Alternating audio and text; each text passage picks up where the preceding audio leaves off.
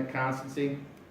Finish that up in a couple slides, and then we will head on to everybody's favorite, metabolism. So if we talk about control, this would be the example of a biological control system. Again, this is a review from Anatomy and Physiology with Dr. Murphy, but it's a series of interconnected components that maintain a chemical or physical parameter at a value that the body wants it to be. So if we look at this side picture here, so you have something that disrupts homeostasis, okay? You have this condition is monitored.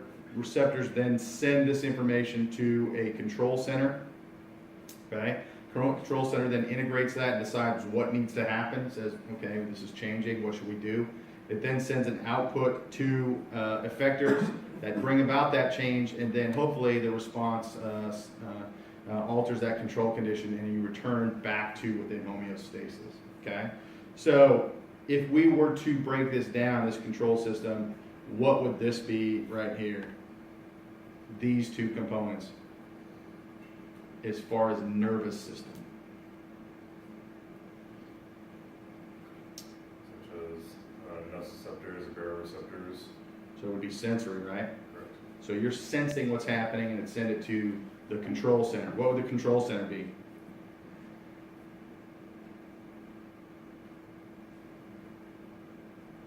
What's that? Nervous system. Exactly, brain spinal cord, okay? Brain and spinal cord, we really don't want anything happening in the body that the brain is unaware of. Is that true? Probably. That's why we have a brain, which is the central control center that's monitoring all of this and making sure that everything is controlled. And if you think about what the brain does on a moment-to-moment basis is what it's monitoring in regards to every sensory input that's being put in. Right now, I'm talking, you guys are hearing that, you're looking at the slides, that input's going in there. Can you feel the chair underneath your buttocks? The same thing. Yes, you can, right? So you can feel that chair. You can feel the floor that your feet are on. You can feel the pencil writing, okay? A lot of input going in there. Can you feel the warmth of this room? Okay, you just came out from the cold and walked in here. Now you're probably feeling a little warm based upon the temperature in the room. All of that is going into the brain and being processed moment to moment to ensure that your body stays within homeostasis. So pretty cool that we can do that, okay? Amazing what the brain and spinal cord can do. Okay, so then we go down here and we're talking about effectors that are going to effector systems or organs that then change the signal, okay? So this would be peripheral nerves that are going down, okay, on the efferent side of things. So in this biological control system, we're talking about the nervous system and receptors and effector organs that are integrated by the nervous system, okay?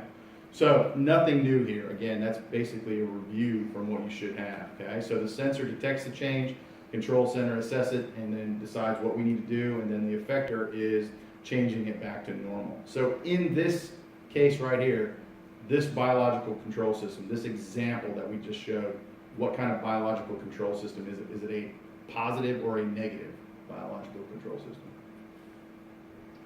Should be negative. Why is it negative, Austin? Because the stimulus puts it in one direction, we're trying to go against that direction and put it back to normal. That's exactly right. So something has changed and we are trying to go the opposite direction and put it back within the normal ranges, right? Okay. So what's a positive biological control system?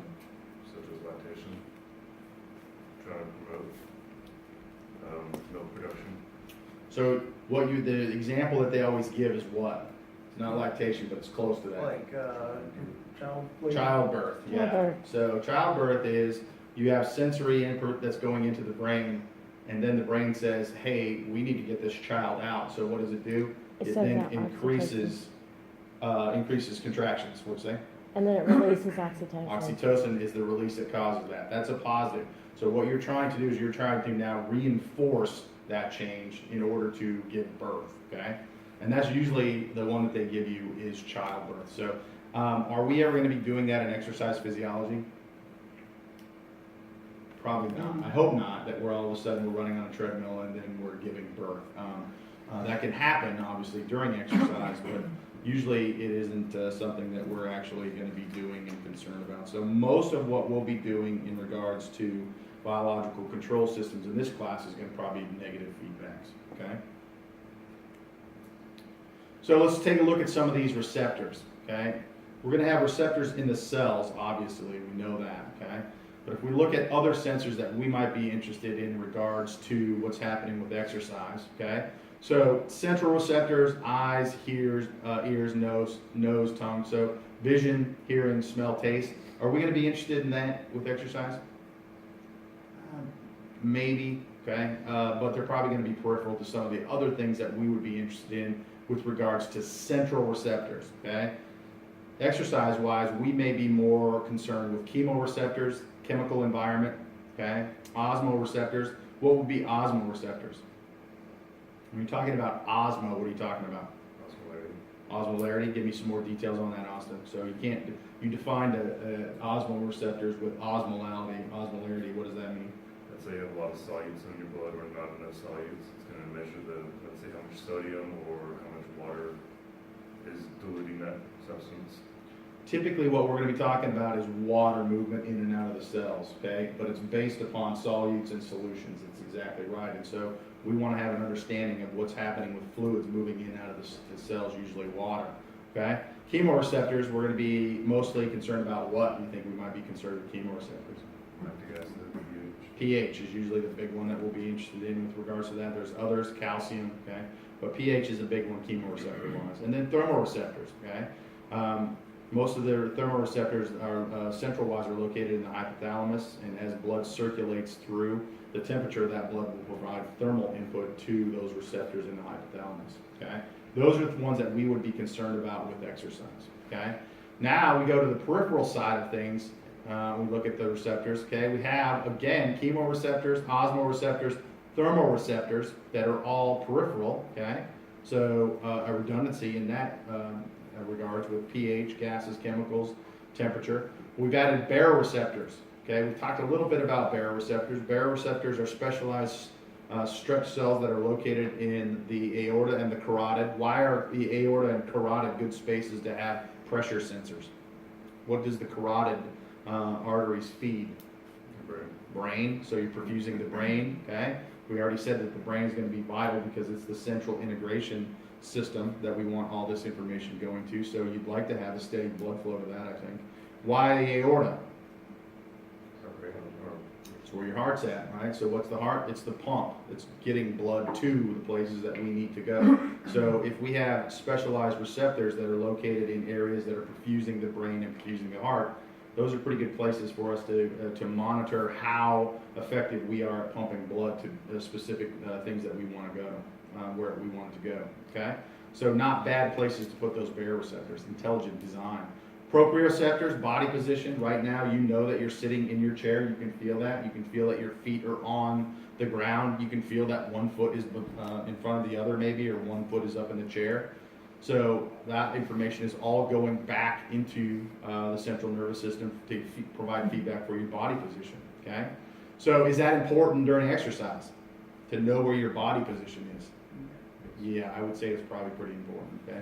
We wouldn't be able to do locomotion if we weren't able to send information back with an indication of where our body was in space, okay? If you think about walking and running, they're pretty complex things, right?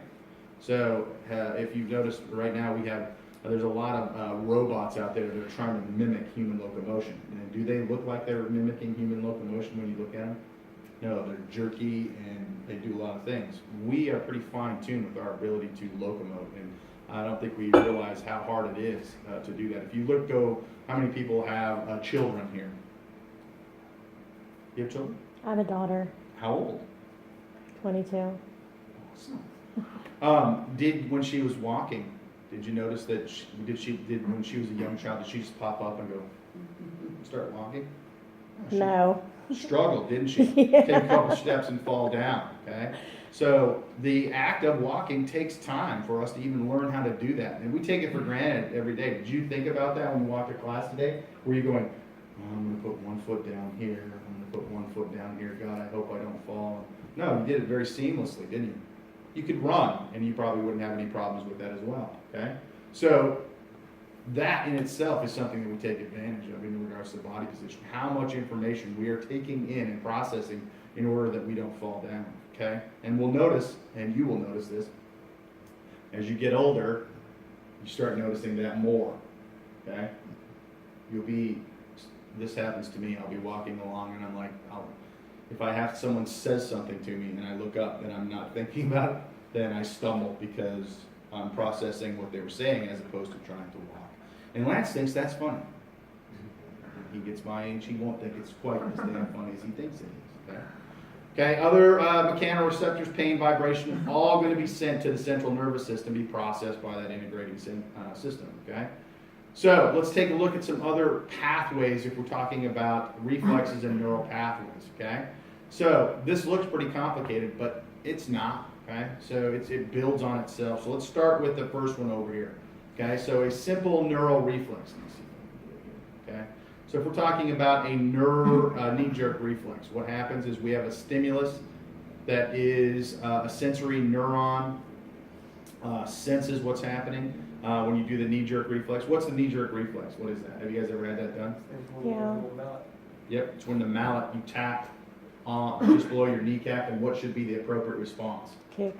You should get a reflex where you kick, right? And the strength of that will determine how strong that reflex is, okay? So there's a sensor and a sensory neuron that senses that tap below your kneecap, and it sends it to the spinal cord, okay?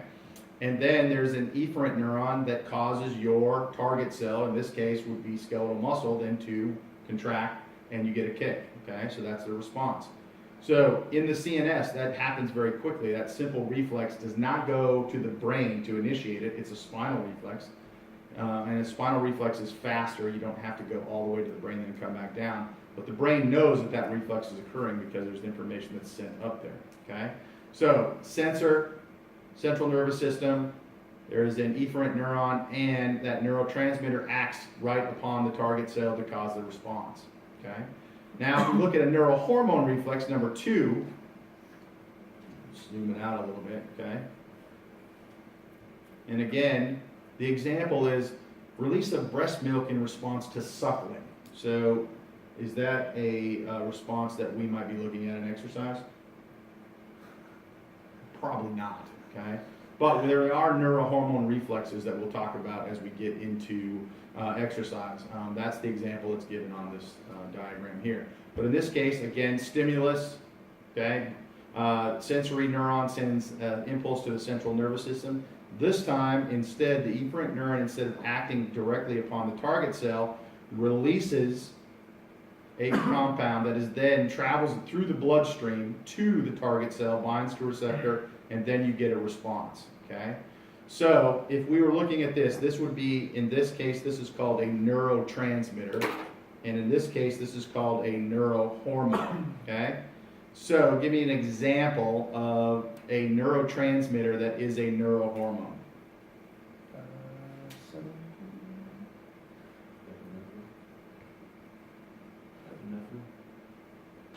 Give me another one. Norepinephrine, yeah, both of those. So norepinephrine is a good one, okay? So norepinephrine would be a neurotransmitter, okay, that can act directly upon target cells, and it also can be a neurohormone that is released through the blood vessel, okay? Acetylcholine can also be released and act upon that as well, okay?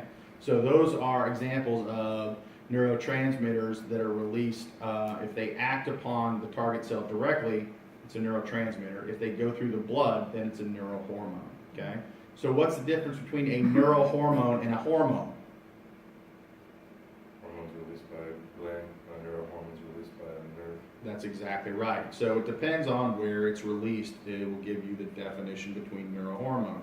In this case, number 2, that substance, in this case, let's call it norepinephrine, is released from this neuron, okay? Whereas now we move into these neuroendocrine reflexes, where again we start with a stimulus. That stimulus is sensed by a sensory neuron that then goes to the central nervous system that is processed. There's an efferent neuron that comes out of the central nervous system, and in this case it acts directly on an endocrine gland, okay?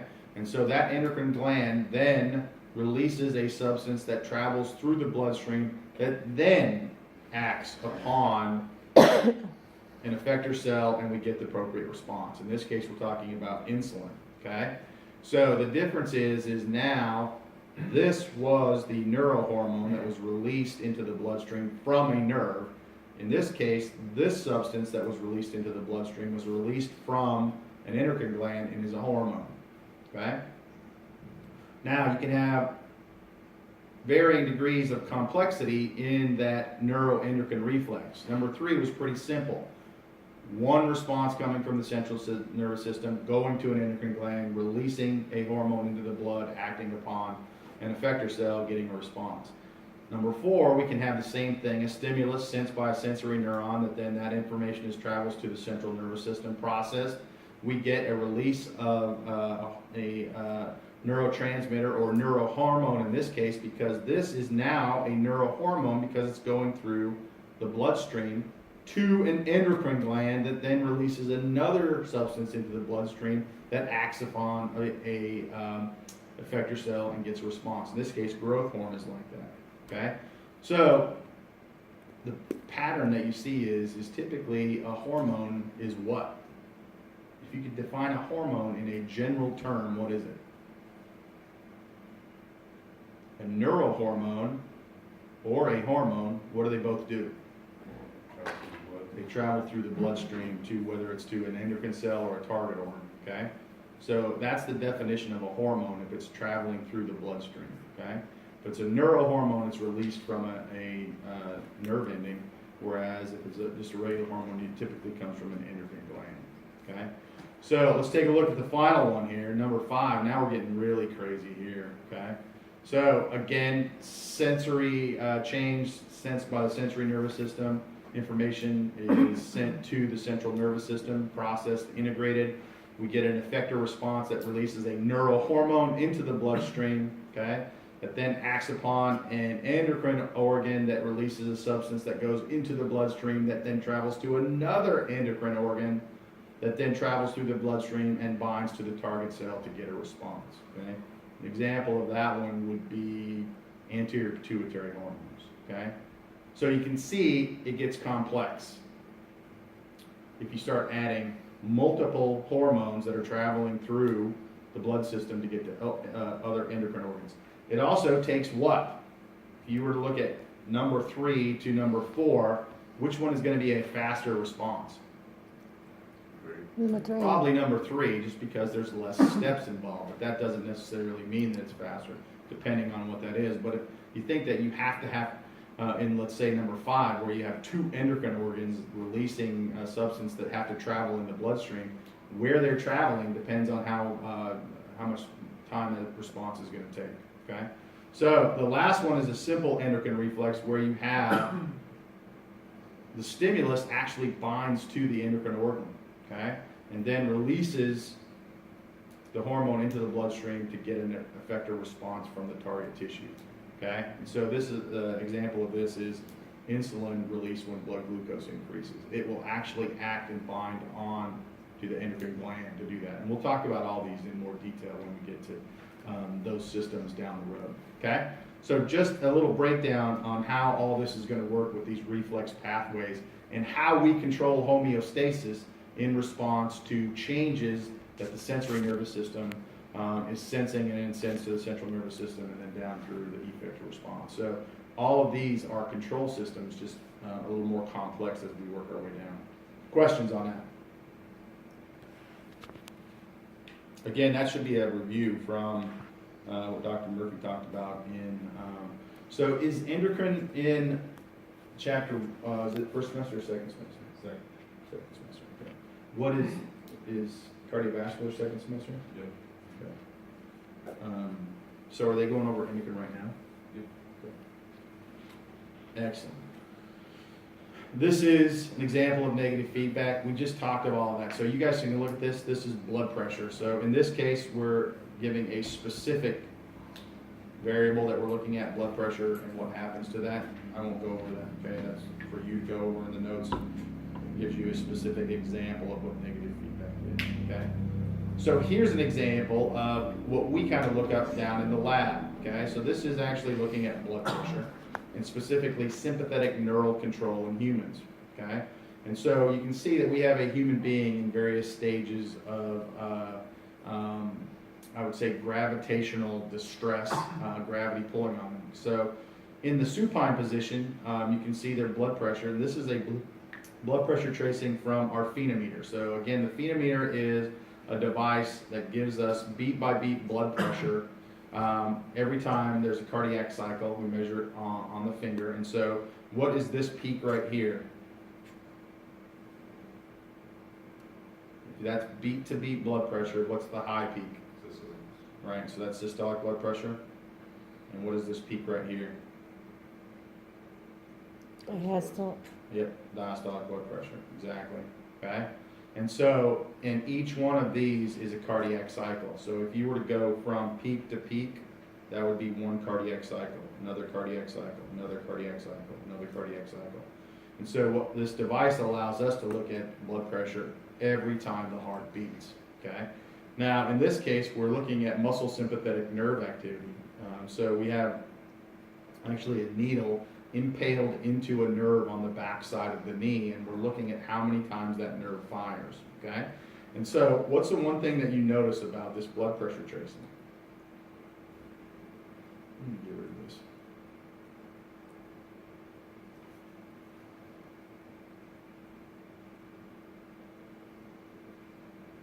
Pretty even. Is it pretty even, Austin? Or does it go up and down? Goes up and down, but in an average fashion. It's- So, the one thing that I want you guys to look at is, look at how blood pressure fluctuates, okay? Goes up and down and up and down. So this person is laying down supine, not doing anything.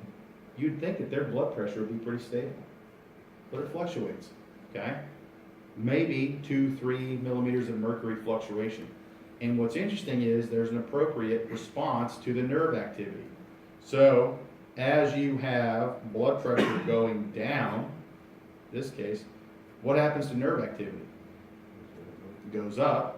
Then what happens to blood pressure after the nerve activity goes up? Blood pressure goes up. Then what happens to nerve activity? It goes down. So then there's not much nerve activity here. Blood pressure starts to drop again. What happens? Nerve fires, right? Blood pressure starts to drop or goes up. What happens to nerve activity? Not a lot. Starts to go down again. What happens? Nerve activity goes up, right? So what's happening here? Say it again now. Homeostasis. It's homeostasis, isn't it?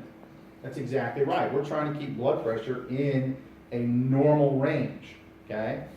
But it's going to fluctuate up and down and up and down, and as it gets too low, there's an appropriate response from muscle sympathetic nerve activity, then blood pressure goes back up. So what is that nerve activity doing? So first of all, we said it's muscle, so we know that it's sending the signal to muscle. In this case, we told you that it was in the backside of the knee, so this is the lower extremity. Why would I be sending nerve activity to the lower extremities, and why would it have anything to do with blood pressure?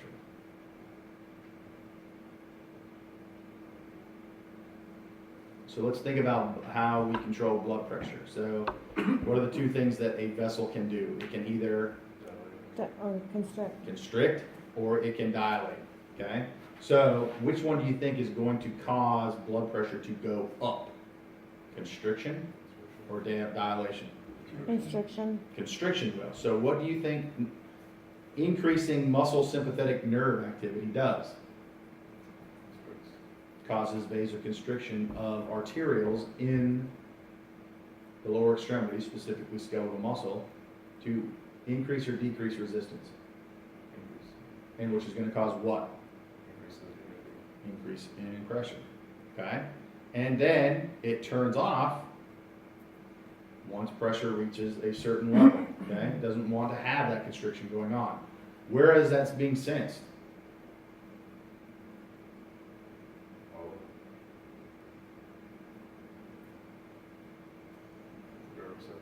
That's exactly right. So these baroreceptors are sensing that change in pressure, and they're sending signals, and they're regulating blood pressure on a minute-by-minute, beat-by-beat basis, okay? Pretty amazing, okay? They think this is going on right now. You guys are having this go on right now. Blood pressure goes up, blood pressure goes down. There's an appropriate nerve response, but we want to keep it in this range so that it doesn't go way above or way down. Way above can be problematic, okay? Say your blood pressure is 120 over 80. We don't want blood pressure, if we were to, let's say, increase nerve activity, to go up to 140 over 90, right? It's hypertensive. What if we dropped it low? What if we had your blood pressure was 80 over 50? Is that good? What might happen then? Yeah, we're going to talk about that. That's what's happening over here, is we have syncope that's occurring over here, okay? So now what happens, let's stand up, okay? So now when we stand up, things change a little bit. So let's get rid of this, and you guys can tell me what's happened when we stand up. So here's our blood pressure, supine, okay, right here. And now we're standing up. What is this? Yeah, that's the servo calibrating the phenometer, so that's not blood pressure. So if you were to compare this tracing to the supine tracing, what's several things that you notice?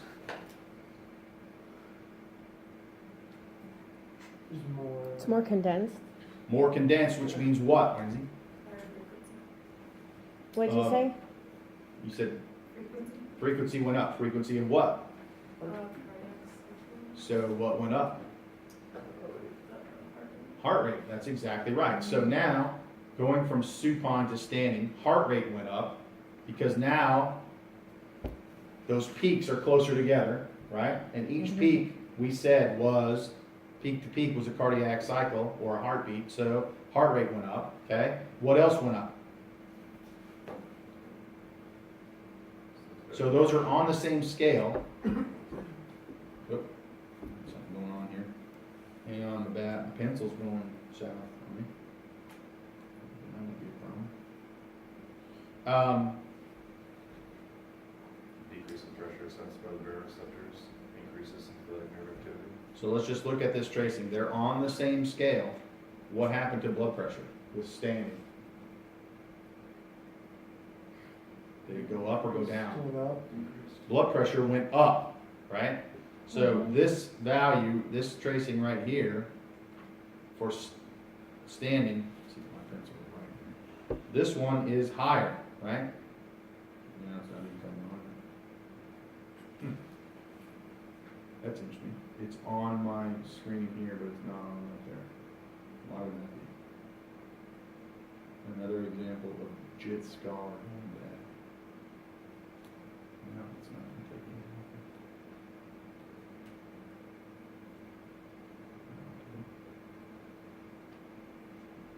So it looks like blood pressure went up a little bit. Huh. I want you guys to notice that there is a red arrow on my screen and there's no red arrow on the screen here. It looks like it drew it and went away. It drew it, it's moving the tube. So, but what happens with it is blood pressure now is higher in a standing position, okay? So, and you'll notice from the figure, did the guy put on black boots and speckled pants? No, he didn't. What does that mean? That's where the blood is. This is from a drawing from Dr. Rao's textbook. It shows pooling of the blood in the lower extremities. So now gravity is working against us. It's pooling blood in our lower extremities, and we now have to counteract that gravity, get blood back to where? Heart and brain, right? We want to keep those perfused with blood as opposed to the toes. I don't think there's anything that, in our reflex pathways, did we say anything was going down to the toes to integrate the system or anything like that? No. Can you cut a foot off and still be pretty functional as a human being? Yeah, so good thing is that I don't think there's anything down there regulating most stuff. So this person did not put on waders. That's blood pooling in the lower extremities, okay? But now blood pressure is higher, but you still see the fluctuations in blood pressure. Blood pressure goes up, blood pressure goes down, correct? Okay, heart rate is increased. Now look at the nerve response. What's happened to the nerve response? It looks like there's more beats per fluctuation, and what else? Larger bursts, correct? So now maybe we're sending more neural signal to do that. Why would we have that? Why would there be increased neural signal to the vessels in skeletal muscle? Harder against gravity.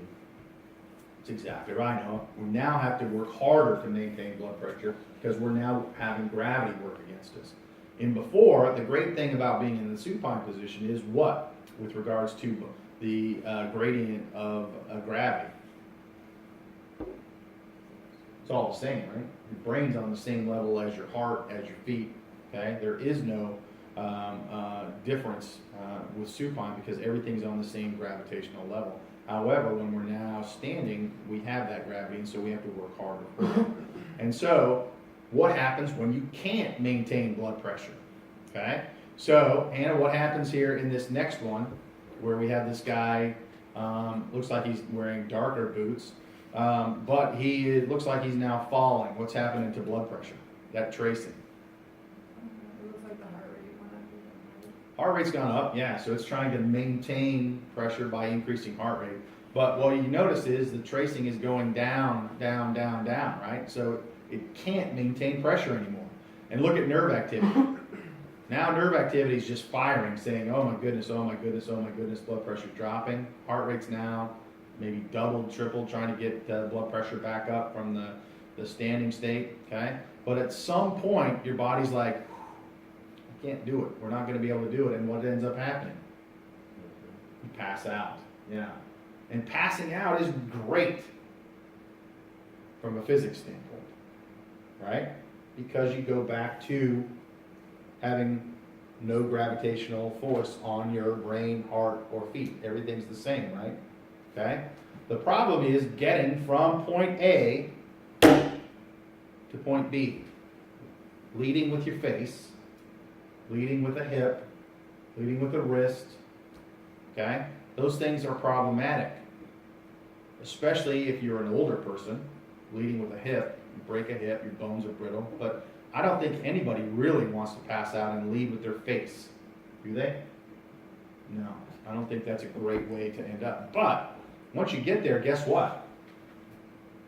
Blood pressure stabilized. Yeah. Now you may have a problem with blood pressure because you're bleeding from your face, and now volume is exiting the system. So we really don't want that to happen, okay? So in our lab, we actually do lower body negative pressure. Does anybody know what that looks like? So lower body, go ahead, Lance. Is that an anti-gravity machine you got, something like that? Yes, we have an anti-gravity machine and also a time machine. So sometimes Dusty and I will just go down and turn the anti-gravity machine on in the lab, and we just float around the lab. Is that correct, Dusty? Yeah. No, it's not. We don't.